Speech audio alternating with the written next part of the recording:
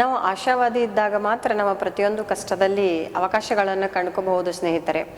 ಇವತ್ತಿನ ಈ ಸಂದೇಶದೊಂದಿಗೆ ತರಗತಿಯನ್ನು ಪ್ರಾರಂಭಿಸೋಣ. ಇವತ್ತು ನಾನು ಈ ಟೆನ್ಸಸ್, ಕಾಲಗಳು ಅಂತ ನಾವೇನು ಹೇಳ್ತೀವಿ, ಟೆನ್ಸಸ್ಗಳ ಬಗ್ಗೆ ಡಿಸ್ಕಸ್ ಮಾಡ್ಬೇಕು ಅಂದ್ಕೊಂಡಿದ್ದೀನಿ. ನಿಮ್ಗೆಲ್ಲರಿಗೂ ತಿಳಿದಿರುವಂತೆ ಇವಾಗ ಆಲ್ರೆಡಿ ನಾವು ಟೆನ್ಸಸ್ಗಳ ಬಗ್ಗೆ ಬಹಳಷ್ಟು ಅಧ್ಯಯನ ಮಾಡಿರ್ತೀವಿ. ಈ ಟೆನ್ಸಸ್ಗಳು ಯಾವ ರೀತಿ ಇದ್ದಾವೆ ಅಂತ ಹೇಳಿದ್ರೆ, ನಾವು ಒಂದು 5 ನಿಮಿಷದಲ್ಲಿನೂ ಕೂಡ ಇದನ್ನು ರಿವೈಸ್ ಮಾಡಬಹುದು. ಇದನ್ನು ಕಲಿಬೇಕಾಗಿತ್ತಂದರೆ ಕೆಲವೊಬ್ಬರು ಒಂದು 15 ದಿನ ತಗೋತಾರೆ, ಕೆಲವೊಬ್ರು 1 ತಿಂಗಳಗಟ್ಲೆ ಟೆನ್ಸಸ್ಗಳ ಬಗ್ಗೆ ಅಧ್ಯಯನ ಮಾಡ್ತಾರೆ. ಅಷ್ಟು ವಿಸ್ತಾರವಾಗಿ ನಾವು ಇದನ್ನು ಅಧ್ಯಯನ ಮಾಡಬಹುದು. ಆದರೆ ಇವತ್ತಿನ ತರಗತಿಯಲ್ಲಿ ಈ 12 ಟೆನ್ಸಸ್ಗಳನ್ನು ಒಂದು 10-15 ನಿಮಿಷದಲ್ಲಿ ಇದನ್ನು ಮುಗಿಸ್ಬೇಕು ಅಂತ, ಅಂದರೆ ಶಾರ್ಟ್ ಆಗಿ ಯಾವ ರೀತಿ ಇದನ್ನು ನೆನ್ಪಿಟ್ಕೋಬೇಕು ಅಂತ ಒಂದು ಪ್ರಯತ್ನ ನೋಡೋಣವಾ. ಈಗ ನೋಡ್ರಿ, ಈ ಟೆನ್ಸಸ್ಗಳು ಹೇಳೋಕ್ಕಿಂತ ಮುಂಚೆ ಒಂದು ವಿಷಯ ನಾನು ನಿಮಗೆ ತಿಳಿಸ್ಬೇಕು. ಟೆನ್ಸಸ್ಗೂ ಮತ್ತು ಕ್ರಿಯಾಪದಕ್ಕೂ, ಕ್ರಿಯಾಪದ ಯಾವಾಗಲೂ ಏನು ಮಾಡ್ತದೆ, ಈ ಟೆನ್ಸಸ್ಗಳ ಆಧಾರದ ಮೇಲೆ ತನ್ನ ಫಾರ್ಮನ್ನು ಚೇಂಜ್ ಮಾಡ್ತಾ ಹೋಗ್ತದೆ. ಇಲ್ಲಿ ನೋಡ್ತಾ ಹೋದಂಗೆ ನಮಗೆ ಗೊತ್ತಾಗ್ತದೆ, ಹೌದಲ್ರಿ? ಮುಖ್ಯವಾಗಿ ಟೆನ್ಸಸ್, ಕಾಲಗಳು ಅಂತ ನಾವೇನು ಹೇಳ್ತೀವಿ, ಈ ಟೆನ್ಸಸ್ಗಳು 3 ಇವೆ ಅಂತ ನಾವು ಹೇಳ್ತೀವಿ. ಯಾವ್ಯಾವ ಟೆನ್ಸ್ ಇದಾವೆ ಅಂತ ನಾವು ಹೇಳಿದ್ವಿ? Present tense, past tense, future tense. 3 ಕಾಲಗಳನ್ನು ನಾವು ನೋಡಿದ್ವಿ. ಕರೆಕ್ಟಾಗಿ ಅರ್ಥ ಮಾಡ್ಕೊಳ್ರಿ. ಈಗ ನಾವಿರುವಂತಹ ಕಾಲ ಯಾವುದು? Present tense. ಪ್ರೆಸೆಂಟ್ ಟೆನ್ಸ್, ಹೌದಾ? ಆ ಪ್ರೆಸೆಂಟ್ ಟೆನ್ಸನ್ನು ನಾನು ಇಲ್ಲಿ ಬರೆದಿದ್ದೇನೆ, ಮಧ್ಯದಲ್ಲಿ ಪ್ರೆಸೆಂಟನ್ನು ತಗೊಂಡಿದ್ದೀನಿ. ಯಾಕಂತ ಹೇಳಿದ್ರೆ ಸದ್ಯದಲ್ಲಿ ನಾವಿರುವೊಂದು ಪ್ರೆಸೆಂಟ್ ಟೆನ್ಸ್ನಲ್ಲಿ. ಹಾಗಾದರೆ ಯಾವುದೇ ಒಂದು ಕರೆಕ್ಟಾಗಿ ಅರ್ಥ ಮಾಡ್ಕೋಬೇಕು. ಹಾಗಾದರೆ ಯಾವುದೇ ಒಂದು ಕ್ರಿಯೆ ನಡೆಯುವುದು, ನಡೀತಾ ಇರುವುದು, ನಡೆದಿರುವುದು, ನಡೀತಾನೆ ಇರುವುದು, ಇಂತಹ ಕ್ರಿಯೆಗಳು ಈ ಪ್ರೆಸೆಂಟ್ ವರ್ತಮಾನ ಕಾಲದಲ್ಲಿ ನಡೆದರೆ, ಅಟ್ ಪ್ರೆಸೆಂಟ್ ನಾವೇನು ನಡೀತಾ ಇದೆ ಈಗ ಸಿಚುವೇಶನ್, ಅಂಥ ಎಲ್ಲ ಆ್ಯಕ್ಷನ್ಸ್ಗಳು ಈ ವರ್ತಮಾನ ಕಾಲದಲ್ಲಿ ಬರ್ತವೆ. ಇದೇ ಒಂದು ಪಾಯಿಂಟ್ನಿಂದ ನಾವು ಈ ಕಡೆ ಬಂದರೆ ಸ್ನೇಹಿತರೆ, ಹಿಂದೆ ಅಂತ ಹೇಳಿದ್ರೆ ಅಲ್ಲಿ ಯಾವ್ದು ಬರ್ತದ್ರಿ? ಪಾಸ್ಟ್. ಅಂದರೆ ಯಾವುದೇ ಒಂದು ಕ್ರಿಯೆ ಅದು ಮುಗಿದಿರುವಂತಹದ್ದು, ನಡೆದಿರುವಂತಹದ್ದು, ನಡೀತಾನೆ ಇರದಿರುವಂತಹದ್ದು, ಇಂತಹ ಕ್ರಿಯೆಗಳು ಆಲ್ರೆಡಿ ಮುಗಿದು ಬಿಟ್ಟಿರ್ತವೆ ನೋಡ್ರಿ, ಅಂಥವು ಈ ಪಾಸ್ಟ್ ಟೆನ್ಸ್ ಒಳಗೆ ಬರ್ತವೆ. ಅದೇ ರೀತಿ ಮುಂದೆ ಬರುವಂತಹ ಕ್ರಿಯೆಗಳು, ಮುಂದೆ ಸಂಭವಿಸುವಂತಹ ಕ್ರಿಯೆಗಳು ಭವಿಷ್ಯತ್ ಕಾಲದಲ್ಲಿ ಬರ್ತವೆ. ಫ್ಯೂಚರ್ ಟೆನ್ಸ್ ಅಂತ ಹೇಳ್ತೀವಿ. ಸಂಭವಿಸುವಂತಹ ಕ್ರಿಯೆಗಳು ಫ್ಯೂಚರ್ ಟೆನ್ಸ್ ಅಂತ ಹೇಳ್ತೀವಿ. ಸಂಭವಿಸುತ್ತಿರುವಂತಹ ಕ್ರಿಯೆಗಳು, ಸಂಭವಿಸಿರುವಂತಹ ಕ್ರಿಯೆಗಳು ಎಲ್ಲವೂ ಭವಿಷ್ಯತ್ ಕಾಲದಲ್ಲಿ ಬರ್ತವೆ. ಸೊ ಈಗ ಈ ಕಾಲಮ್ಗಳು ನೋಡಿದಾಗ ನಮಗೆ ಓವರ್ ಆಲ್ ಒಂದು ಟೆನ್ಸಸ್ಗಳ ಬಗ್ಗೆ ಒಂದು ಐಡಿಯಾ ಬರ್ತದೆ. ಯಾವ ರೀತಿ ಇವುಗಳನ್ನು ನಾವು ಡಿಸ್ಕಸ್ ಮಾಡಬಹುದು ಅಂತ ಹೇಳಿದ್ರೆ, ಪ್ರೆಸೆಂಟ್ ಟೆನ್ಸ್, ಪಾಸ್ಟ್ ಟೆನ್ಸ್ ಮತ್ತು ಫ್ಯೂಚರ್ ಟೆನ್ಸ್ ಕರೆಕ್ಟಾಗಿ ಅರ್ಥ ಮಾಡ್ಕೋಬೇಕು. ಈ ಪ್ರೆಸೆಂಟ್, ಪಾಸ್ಟ್, ಫ್ಯೂಚರ್ 3 ಟೆನ್ಸಸ್ಗಳಲ್ಲಿ 4 ಮಲೆಗಳನ್ನು ನಾವು ನೋಡ್ತೀವಿ. In each tenses there are 4 houses. Correct ರೀ? ಈ 4ಗಳು present, past tense and future tense. ಈ ಪ್ರೆಸೆಂಟ್ ಟೆನ್ಸ್ಗಳಲ್ಲಿ ಇರುವಂತಹ ಟೆನ್ಸಸ್ಗಳು ಯಾವ, ಮನೆಗಳು ಯಾವುವು ಅಂತ ನೋಡೋಣ. Simple present tense. ಕರೆಕ್ಟಾಗಿ ಈ ಏನು 12 ಟೆನ್ಸ್ಗಳ ಒಂದು ಐಡಿಯಾ ನಿಮಗೆ ಕೊಡ್ತಾ ಇದ್ದೀನಿ ನಾನು ಇವತ್ತು ಅಷ್ಟೇ. ಸಿಂಪಲ್ ಪ್ರೆಸೆಂಟ್ ಟೆನ್ಸ್, ಇದರಲ್ಲಿ 7 ಟೆನ್ಸ್ ಸ್ಟ್ರಕ್ಚರ್ ಈ ರೀತಿ ಇರುತ್ತದೆ. ಈ ಸ್ಟ್ರಕ್ಚರ್ಗಳ ಆಧಾರದ ಮೇಲೆ ನಾವು ವಾಕ್ಯಗಳನ್ನು ರಚಿಸೋಣ. ಇಲ್ಲಿ ಬರುವಂತಹ ಹೆಲ್ಪಿಂಗ್ ವರ್ಬ್ಸ್ ಯಾವ್ರಿ? Do, does. 2 ಹೆಲ್ಪಿಂಗ್ ವರ್ಬ್ಸ್ ಯಾವ ಅಂತ ಹೇಳಿದ್ರೆ ಡೂ, ಡಸ್. ಈ ಒಂದು ಚಾರ್ಟ್ ನೋಡಿದ ತಕ್ಷಣ ನಿಮಗೆ ಏನು ಕನ್ಫರ್ಮ್ ಆಗಬೇಕು ಅಂತ ಹೇಳಿದ್ರೆ, helping verbs, verb form. Helping verbs, verb forms confirm ಆಗ್ಬೇಕು ನಿಮಗೆ, ರೈಟ್ ರೀ? Present continuous tense. Present continuous tense ಅಲ್ಲಿ ಇರುವಂತಹ ಸೂತ್ರ subject plus helping verb plus V4 ಅಂತ ಹೇಳ್ತೀವಿ. V4 ಫಾರ್ಮ್ ಏನಾಗಿರುತ್ತದೆ ಅಂತ ಹೇಳಿದ್ರೆ V1 ಪ್ಲಸ್ ING ಆಗಿರುತ್ತದೆ. ಅದಕ್ಕೆ V4 ಫಾರ್ಮ್ ಅಂತ ಹೇಳ್ತೀವಿ. ಅಂಡ್ ಇಲ್ಲಿ ಬರುವಂತಹ helping verbs am, is, are. ಏನ್ರಿ? Am, is, are. Am I right? Okay. And next ಬರುವಂತಹದೇ ಪ್ರೆಸೆಂಟ್ ಪರ್ಫೆಕ್ಟ್ ಟೆನ್ಸ್. ಯಾವ್ದು ಬರ್ತದ್ರಿ? Present perfect tense. ಸೊ ಈ ಪ್ರೆಸೆಂಟ್ ಪರ್ಫೆಕ್ಟ್ ಟೆನ್ಸ್ ಅಲ್ಲಿ subject helping verb V3 form ಇರ್ತದೆ. V3 ಫಾರ್ಮ್ ನಮಗೆ ಗೊತ್ತಿರುವಂಗೆ V1, V2, V3 V4 and V5, come, came, come ಅಂತ ನಾವೇನು ಹೇಳ್ತೀವಿ. ಈ V3 ಫಾರ್ಮ್ ಇಲ್ಲಿ ಇರ್ತದೆ. ಪರ್ಫೆಕ್ಟ್ ಟೆನ್ಸ್ ನಲ್ಲಿ ಯಾವಾಗಲೂ V3 ಫಾರ್ಮ್ ಇರ್ತದೆ. ನೀವೀಗ ವರ್ಬ್ ಫಾರ್ಮ್ ಮತ್ತೆ ಹೆಲ್ಪಿಂಗ್ ವರ್ಬ್ಸ್ಗಳು ಅವು ಪಕ್ಕ ಡೆಫಿನೇಟ್ ಮಾಡ್ಕೋಬೇಕು, ಯಾವ ಟೆನ್ಸ್ ನಲ್ಲಿ ಯಾವ ಹೆಲ್ಪಿಂಗ್ ವರ್ಬ್ ಬರ್ತದೆ ಅಂತ ಹೇಳಿ. ಅಂಡ್ ಈ ಪ್ರೆಸೆಂಟ್ ಪರ್ಫೆಕ್ಟ್ ಕಂಟಿನ್ಯೂಸ್ ಈ ಒಂದು ಪ್ರೆಸೆಂಟ್ ಪರ್ಫೆಕ್ಟ್ ಟೆನ್ಸ್ ನಲ್ಲಿ ಹ್ಯಾವ್ ಹ್ಯಾಸ್ ಎರಡು ಹೆಲ್ಪಿಂಗ್ ವರ್ಬ್ಸ್ ಗಳನ್ನು ನೋಡ್ತೀವಿ. ಈ ಹ್ಯಾವ್ ಅನ್ನುವಂತಹ helping verb I, we, you ಗಳ ಜೊತೆಗೆ ಬಳಸ್ತೀವಿ. ಅಂಡ್ ಇನ್ನೊಂದು ಬರ್ತದ್ರಿ ಯಾವುದು, ಡೇ.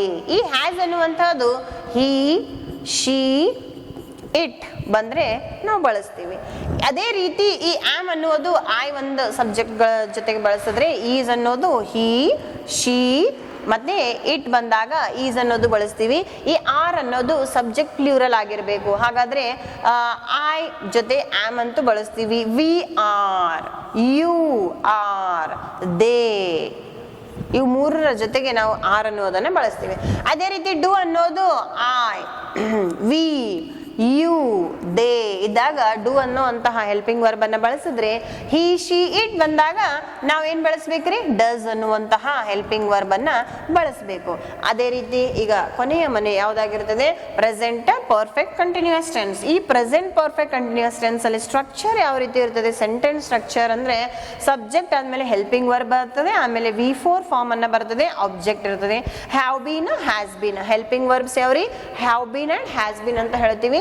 ಈ ಹ್ಯಾವ್ ಬೀನ್ ಅನ್ನೋದು ಐ, ವಿ ಗಳ ಜೊತೆಗೆ ಯು ಅಂಡ್ ದೇ ಇವು ಇದ್ದಾಗ ನಾವು ಹ್ಯಾವ್ ಬೀನ್ ಅನ್ನ ಬಳಸಿದ್ರೆ, ಹಿ, ಶಿ ಮತ್ತೆ ಇಟ್ ಇದು ಇದ್ದಾಗ ಈ ಸಬ್ಜೆಕ್ಟ್ಗಳ ಜೊತೆಗೆ ಹ್ಯಾಸ್ ಬೀನ್ ಅನ್ನುವಂತಹ ಹೆಲ್ಪಿಂಗ್ ವರ್ಬ್ ಅನ್ನ ಬಳಸ್ತೀವಿ. ಅದೇ ರೀತಿ ಪಾಸ್ಟ್ ಟೆನ್ಸ್ಗೆ ಬಂದಾಗ ಸಿಂಪಲ್ ಪಾಸ್ಟ್ ಟೆನ್ಸ್ ಅಂತ ಹೇಳ್ತೀವಿ. ಹಾಗಾದ್ರೆ ಸಿಂಪಲ್ ಪಾಸ್ಟ್ ಟೆನ್ಸ್ ಅಲ್ಲಿ ಇರುವಂತಹ ಸ್ಟ್ರಕ್ಚರ್ ಸಬ್ಜೆಕ್ಟ್ ಜೊತೆಗೆ ವರ್ಬ್ ಫಾರ್ಮ್ ಅನ್ನ ಅಬ್ಸರ್ವ್ ಮಾಡ್ಬೇಕು ನೀವೀಗ. ಅಂಡ್ ಅದೇ ರೀತಿ ಹೆಲ್ಪಿಂಗ್ ವರ್ಬ್ ಯಾವ ಬರ್ತದೆ, ಡಿಡ್ ಅನ್ನುವಂಥದ್ದು. ಸೊ ಈ ಡಿಡ್ ಅನ್ನುವಂತಹದ್ದು ಎಲ್ಲಾ ಸಬ್ಜೆಕ್ಟ್ ಗಳ ಜೊತೆಗೆ ಒಂದೇ helping verb. I, we, you, he, she, it, they ಎಲ್ಲಾ ಸಬ್ಜೆಕ್ಟ್ ಗಳ ಜೊತೆಗೆ ಒಂದೇ ಹೆಲ್ಪಿಂಗ್ ವರ್ಬ್ ಯಾವ್ದ್ರಿ, ಡಿಡ್. ಅಂಡ್ ವರ್ಬ್ ಫಾರ್ಮ್ ಯಾವ್ದಾಗಿರ್ತದೆ, V2 form. And next past continuous tense ಯಾವುದು, ಪಾಸ್ಟ್ ಕಂಟಿನ್ಯೂಸ್ ಟೆನ್ಸ್. ಈ ಪಾಸ್ಟ್ ಕಂಟಿನ್ಯೂಸ್ ಟೆನ್ಸ್ ಅಲ್ಲಿ ಇರುವಂತಹ structure subject helping verb form ಯಾವ್ದಿರ್ತದೆ, V4. ಎಸ್, ಅದಾದ್ಮೇಲೆ ಹೆಲ್ಪಿಂಗ್ ವರ್ಬ್ಸ್ ನೋಡ್ರಿ ಇಲ್ಲಿ ವಾಸ್, ವೇರ್. ಯಾವ ಟೆನ್ಸ್ ನಲ್ಲಿ, ಪಾಸ್ಟ್ ಕಂಟಿನ್ಯೂಸ್ ಟೆನ್ಸ್ ಅಲ್ಲಿ ಇರುವಂತಹ ಹೆಲ್ಪಿಂಗ್ ವರ್ಬ್ಸ್ ಯಾವ್ರಿ, was, wear. I was, V ಬತ್ತಂದ್ರೆ ಇಲ್ಲಿ ಬಳಸ್ತೀವಿ ವಿ ವೇರ್ ಅಂತ ಹೇಳಿ. ಐ ಆಮೇಲೆ ಹಿ, ಶಿ, ಇಟ್ ಬಂದಾಗ was, she was, it was ಅಂತ ತಗೋತೀವಿ. ಅದೇ ರೀತಿ ವೇರ್ ಅನ್ನುವುದು ಯಾವ ಸಬ್ಜೆಕ್ಟ್ಗಳ ಜೊತೆಗೆ ಬಳಸಬೇಕು ಅಂದ್ರೆ ಪ್ಲೂರಲ್ ಆಗಿರ್ಬೇಕು. ಈಗ ವಿ ನಾವು, ವೇರ್, ದೇ, ಯು ಇಂಥ ಪ್ಲೂರಲ್ ಸಬ್ಜೆಕ್ಟ್ಗಳ ಜೊತೆಗೆ ಬಳಸ್ತೀವಿ. ಅದೇ ರೀತಿ ಪಾಸ್ಟ್ ಪರ್ಫೆಕ್ಟ್ ಟೆನ್ಸ್ ಸಬ್ಜೆಕ್ಟ್ ಆದ್ಮೇಲೆ ಈ ಸ್ಟ್ರಕ್ಚರ್ ಏನಾಗಿರ್ತದೆ, ಹೆಲ್ಪಿಂಗ್ ವರ್ಬ್ ಮುಖ್ಯವಾಗಿ ಕ್ರಿಯಾಪದ V3 ಫಾರ್ಮ್ ಅನ್ನು ಹೊಂದಿರುತ್ತದೆ.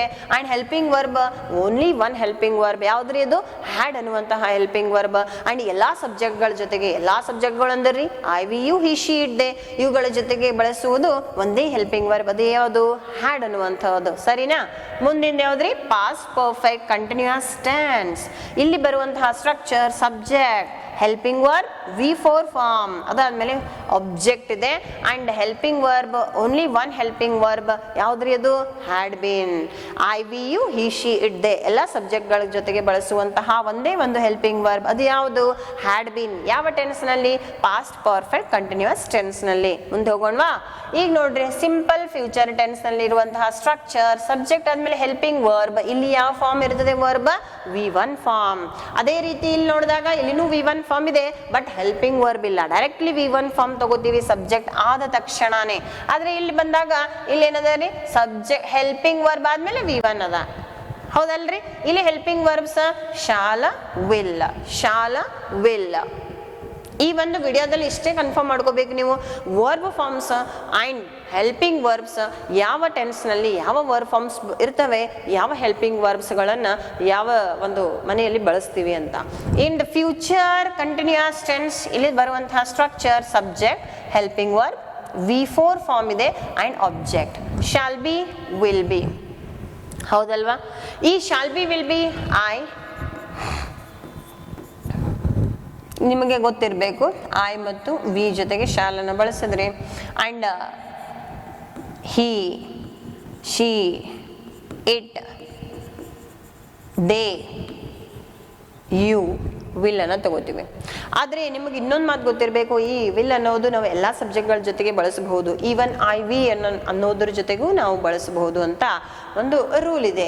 ಅಂದ್ರೆ ಶಾಲ್ ಮತ್ತೆ ವಿಲ್. ಇವಾಗ ಇತ್ತೀಚಿನ ದಿನಗಳಲ್ಲಿ ನಾವು ಏನ್ ಮಾಡ್ತಾ ಇದ್ದೀವಿ, ಈ ಸ್ಪೋಕನ್ ಇಂಗ್ಲಿಷ್ಗಳಲ್ಲಿ ಈ ಗ್ರಾಮೆಟಿಕಲ್ ವೇ ಅಥವಾ ಟ್ರೆಡಿಷನಲ್ ವೇನ ಯಾರೂ ಫಾಲೋ ಮಾಡೋದಿಲ್ಲ. ಅವ್ರೇನ್ ಮಾಡ್ತಿದ್ದಾರೆ, ಈಗ ಇತ್ತೀಚೆಗೆ ನಾವು ಈ ಎಲ್ಲಾ ಸಬ್ಜೆಕ್ಟ್ಗಳ ಜೊತೆಗೆ ಶಾಲ್ನು ಬಳಸ್ತಾ ಇದ್ದೀವಿ, ವಿಲ್ನು ಬಳಸ್ತಾ ಇದ್ದೀವಿ. ಬಟ್ ಟ್ರೆಡಿಷನಲಿ ಅಂಡ್ ಗ್ರಾಮೆಟಿಕಲಿ ಏನಿದೆ ರೂಲ್ ಅಂತ ಹೇಳಿದ್ರೆ ಐ ಅನ್ನೋದು ಶಾಲ್ ಜೊತೆಗೆ, ವಿ ಅನ್ನೋದು ಶಾಲ್ ಜೊತೆಗೆ, ಉಳಿದಂತಹ ಸಬ್ಜೆಕ್ಟ್ಗಳ ಜೊತೆಗೆ ವಿಲ್ ಅನ್ನೋದು ಬಳಸಬೇಕು ಅಂತ ಒಂದು ರೂಢಿ.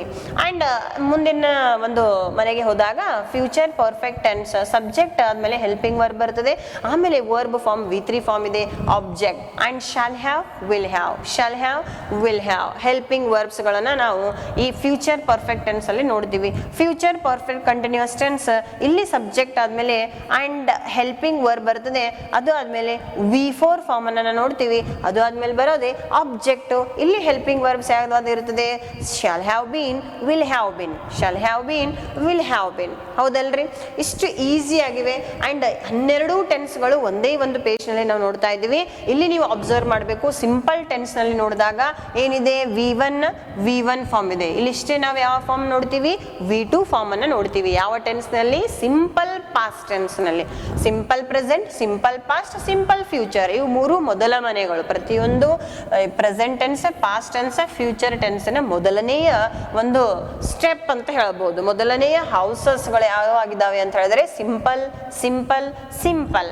ಅಂಡ್ ನೆಕ್ಸ್ಟ್ ಸ್ಟೆಪ್ ಬಂದಾಗ ಇಲ್ಲಿ ಕಂಟಿನ್ಯೂಸ್ ಗಳು ನೋಡ್ತೀರಿ ನೀವು, ಕಂಟಿನ್ಯೂಸ್, ಕಂಟಿನ್ಯೂಸ್. ಅಂಡ್ ಈ ಕಂಟಿನ್ಯೂಸ್ ಇದ್ದಾಗ ಯಾವಾಗಲೂ ವರ್ಬ್ ಫಾರ್ಮ್ ಯಾವ್ದು ಅಬ್ಸರ್ವ್ ಮಾಡ್ರಿ, V4 ಅಂಡ್ V4. ಹೌದಲ್ವಾ?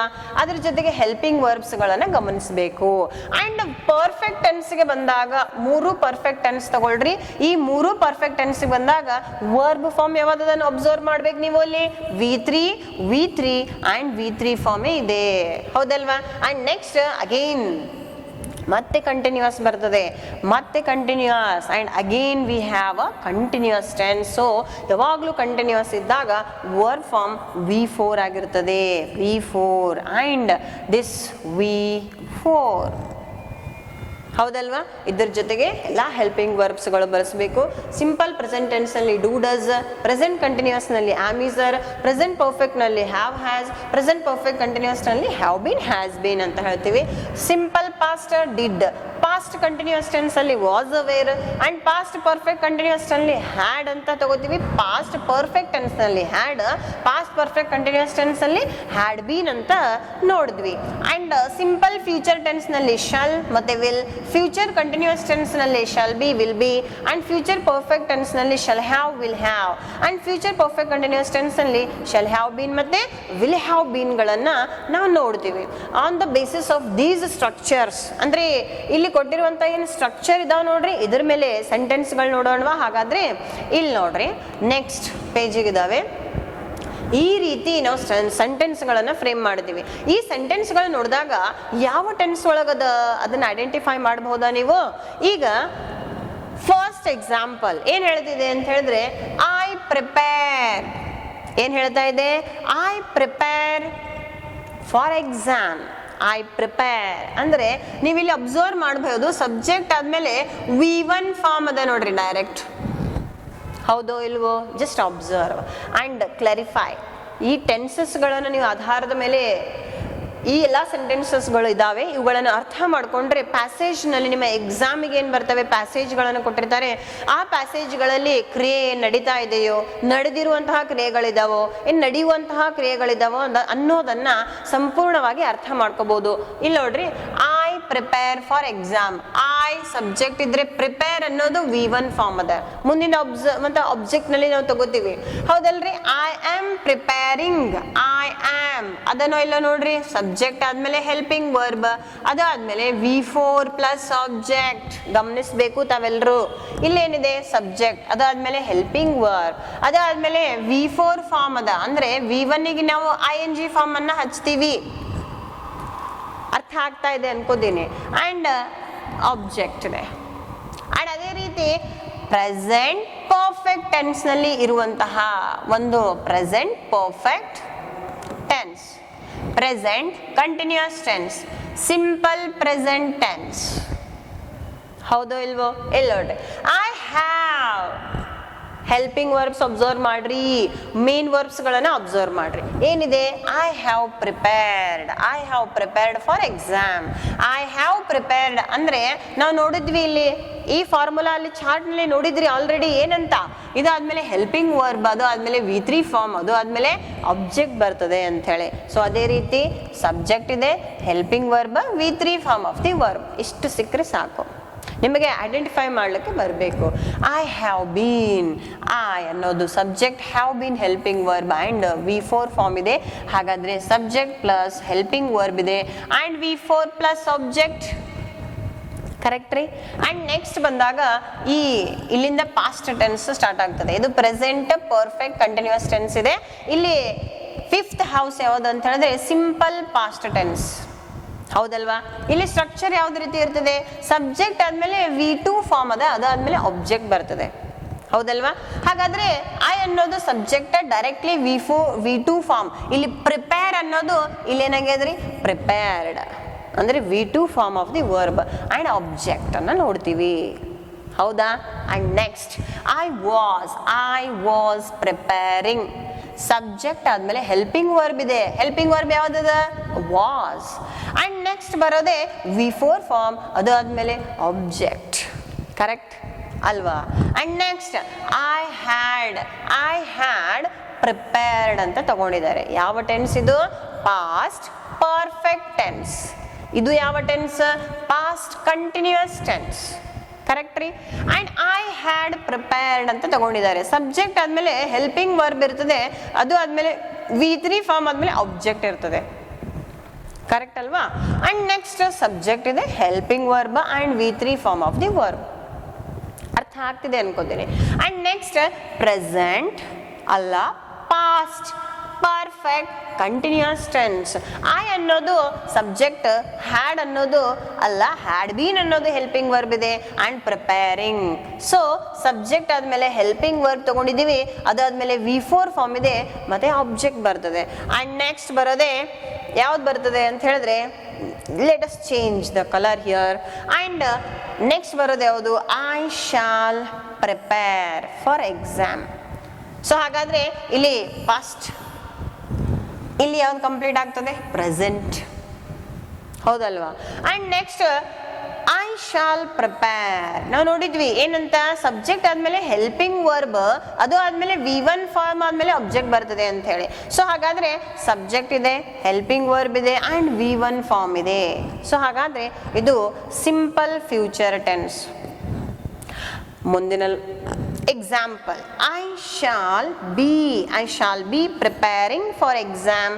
ಐ ಅನ್ನೋದು ಸಬ್ಜೆಕ್ಟ್ ಆದ್ರೆ ಶಾಲ್ ಬಿ ಅನ್ನೋದು ಹೆಲ್ಪಿಂಗ್ ವರ್ಬ್ ಆಗಿದೆ ಅಂಡ್ ಪ್ರಿಪೇರಿಂಗ್ ಅನ್ನೋದು V4 ಫಾರ್ಮ್ ಅನ್ನ ನಾವು ನೋಡ್ತಾ ಇದ್ದೀವಿ. ಹೌದಲ್ವಾ?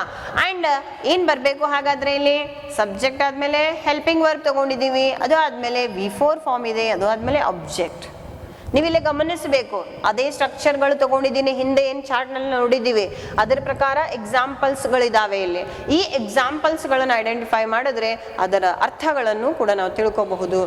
I shall have prepared for exams. I subject shall have helping verb and prepared for exam. So subject ಆದ್ಮೇಲೆ ಇಲ್ಲಿ ಹೆಲ್ಪಿಂಗ್ ವರ್ಬ್ ಬರ್ತದೆ ಅಂಡ್ V4 ಅಲ್ಲ, ಇಲ್ಲಿ ಯಾವ ಫಾರ್ಮ್ ಬರ್ಬೇಕು ಹೇಳ್ರಿ? V3 ಫಾರ್ಮ್ ಬರಬೇಕು, ಅದು ಆದ್ಮೇಲೆ ಆಬ್ಜೆಕ್ಟ್ ಬರ್ತದೆ. ಅದೇ ರೀತಿ ಕೊನೆಯ ಒಂದು ಎಕ್ಸಾಂಪಲ್ ಏನಪ್ಪಾ ಅಂತಂದ್ರೆ I shall have been prepared for exam ಅಂತ ಹೇಳ್ತಾರೆ. ಸೊ ಇಲ್ಲಿ ಯಾವ್ದು ಬರಬೇಕು? ಸಬ್ಜೆಕ್ಟ್ ಆದ್ಮೇಲೆ ಹೆಲ್ಪಿಂಗ್ ವರ್ಬ್ ಆದ್ಮೇಲೆ ಮೇನ್ ವರ್ಬ್ ಯಾವ ಫಾರ್ಮ್ ಅಲ್ಲಿ ಇರ್ತದೆ? V4 ಫಾರ್ಮ್ ಅಲ್ಲಿ ಇರ್ತದೆ, ಅದು ಆದ್ಮೇಲೆ ಆಬ್ಜೆಕ್ಟ್ ಇರ್ತದೆ. Am I right? ಓಕೆ. ಇಲ್ಲಿ ಸಬ್ಜೆಕ್ಟ್, ಇದು ಏನದ ರೀ? ಇದು ಹೆಲ್ಪಿಂಗ್ ವರ್ಬ್. ಇಲ್ಲೇನದ? ಇದು ಮೇನ್ ವರ್ಬ್ ಅದ. ಈ ರೀತಿ ನಮಗೆ ಬಿಡಿಸಿ ಯಾವ ಯಾವ ಪದಗಳು ಯಾವ ಒಂದು ಗ್ರೂಪಿಗೆ ಸೇರ್ತದೆ ಅನ್ನೋದು ಐಡೆಂಟಿಫಿಕೇಶನ್ ಮಾಡ್ಲಿಕ್ಕೆ ಬರಬೇಕು. ಈಗ ಈ ವಾಕ್ಯಗಳು ಏನು ಹೇಳ್ತಾ ಇದ್ದಾವೆ ನೋಡಿ? ಐ ಪ್ರಿಪೇರ್ ಫಾರ್ ಎಕ್ಸಾಮ್, ನಾನು ಎಕ್ಸಾಮ್ಗೆ ಪ್ರಿಪೇರ್ ಆಗುತ್ತೇನೆ ಅಂತ ಹೇಳಿದ್ರೆ I am preparing for exam, ನಾನು ಎಕ್ಸಾಮ್ ಸಲುವಾಗಿ ಪ್ರಿಪೇರ್ ಆಗ್ತಾ ಇದ್ದೀನಿ ಅನ್ನುವಂತಹ ಅರ್ಥ ಕೊಡ್ತದೆ. I have prepared for exam, ನಾನು ಎಕ್ಸಾಮಿಗೆ ಪ್ರಿಪೇರ್ ಆಗಿದ್ದೀನಿ ಅಂತ ಒಂದು ಅರ್ಥ ಕೊಟ್ಟರೆ, I have bean preparing for exam, ನಾನು ಎಕ್ಸಾಮ್ ಸಲುವಾಗಿ ಪ್ರಿಪೇರ್ ಆಗ್ತಾನೇ ಇದ್ದೀನಿ ಅಂತ ಅರ್ಥ ಕೊಡ್ತದೆ. And I prepared for exam, ನಾನು ಎಕ್ಸಾಮಿಗೆ ಪ್ರಿಪೇರ್ ಆಗಿದ್ದೆ, ಪಾಸ್ಟ್ ಟೆನ್ಸ್ನಲ್ಲಿ ಹೇಳ್ತದೆ ಎಕ್ಸಾಮಿಗೆ ಪ್ರಿಪೇರ್ ಆಗಿದ್ದೆ ಅಂತ. I was preparing for exam, ನಾನು ಎಕ್ಸಾಮಿಗೆ ಪ್ರಿಪೇರ್ ಆಗ್ತಾ ಇದ್ದೆ ಅಂತ ಅರ್ಥ ಕೊಟ್ರೆ, I had prepared for exam, ನಾನು ಎಕ್ಸಾಮಿಗೆ ಪ್ರಿಪೇರ್ ಆಗಿದ್ದೆ, ಪಾಸ್ಟ್ ಪರ್ಫೆಕ್ಟ್ ಟೆನ್ಸ್ ಆಗ್ತದೆ. I had been preparing for exam, ನಾನು ಎಕ್ಸಾಮಿಗೆ ಪ್ರಿಪೇರ್ ಆಗ್ತಾನೇ ಇದ್ದೆ ಅಂತ ಅರ್ಥ ಕೊಡ್ತದೆ. ಅದೇ ರೀತಿ ಫ್ಯೂಚರ್ ಟೆನ್ಸಿಗೆ ಬಂದಾಗ I shall prepare for exam, ನಾನು ಎಕ್ಸಾಮಿಗೆ ಪ್ರಿಪೇರ್ ಆಗುವೆನು ಅಂತ ಅರ್ಥ ಕೊಡ್ತದೆ. And I shall be preparing for exam, ನಾನು ಎಕ್ಸಾಮಿಗೆ ಪ್ರಿಪೇರ್ ಆಗ್ತಾ ಇರುವೆನು ಅಂತ ಅರ್ಥ ಕೊಡ್ತದೆ. I shall have prepared for exam, ನಾನು ಎಕ್ಸಾಮಿಗೆ ಪ್ರಿಪೇರ್ ಆಗಿರ್ತೀನಿ ಅಂತ ಅರ್ಥ ಕೊಡ್ತದೆ. And I shall have been prepared for exam, ನಾನು ಎಕ್ಸಾಮಿಗೆ ಪ್ರಿಪೇರ್ ಆಗ್ತಾನೆ ಇರುವೆನು ಅಂತ ಅರ್ಥ ಕೊಡ್ತದೆ. ಈ ರೀತಿ ಈ ಆಕ್ಷನ್ಸ್ಗಳು ವರ್ತಮಾನದ ಬಗ್ಗೆ ಹೇಳಿದರೆ, ಕೆಲವೊಂದು ಆಕ್ಷನ್ಸ್ಗಳು ಭೂತಕಾಲದ ಒಂದು ಕ್ರಿಯೆಗಳ ಬಗ್ಗೆ ಹೇಳ್ತವೆ. ಆ್ಯಂಡ್ ಅದೇ ರೀತಿ ಫ್ಯೂಚರ್ ಟೆನ್ಸ್ಗೆ ಬಂದಾಗ ಈ ಭವಿಷ್ಯತ್ ಕಾಲದ ಕ್ರಿಯೆಗಳು, ಮುಂದೆ ಸಂಭವಿಸುವಂತಹ ಕ್ರಿಯೆಗಳನ್ನು ವ್ಯಕ್ತಪಡಿಸ್ತವೆ. ಸೊ ಈ ರೀತಿಯಾಗಿ 12 ಟೆನ್ಸಸ್ಗಳ ಬಗ್ಗೆ ಒಂದು ಸಂಕ್ಷಿಪ್ತ ವಿವರಣೆ ಈ ವಿಡಿಯೋದಲ್ಲಿ ನಾವು ನೋಡಬಹುದು. ಸೊ ಇವೆಲ್ಲ ನೋಡಿದ್ವಾಗೆ ನಿಮ್ಗೆ ಅನಿಸ್ತದೆ, ಹೌದಾ ಇಂಗ್ಲಿಷ್ ಈಸ್ ಈಸಿ ಅಂತೇಳಿ. ಈಸಿಯಾಗಿ ಕೂಡ ನಾವು ಅದನ್ನು ಅರ್ಥ ಮಾಡ್ಕೋಬೇಕು. ಮೊದಲು ನಾವು ಅದನ್ನು ಇಷ್ಟಪಟ್ಟಾಗ ಅದು ನಮಗೆ ಈಸಿ ಅನಿಸ್ತದೆ. ಸೊ ಯಾವಾಗಲೂ ಕಷ್ಟಪಟ್ಟು ಓದ್ಬೇಡ್ರಿ, ಅದನ್ನು ಇಷ್ಟಪಟ್ಟು ಓದ್ರಿ ಅಂತ ಹೇಳ್ತಾ ಇವತ್ತಿನ ತರಗತಿಯನ್ನು ಮುಗಿಸ್ತಾ ಇದ್ದೀನಿ. Thank you.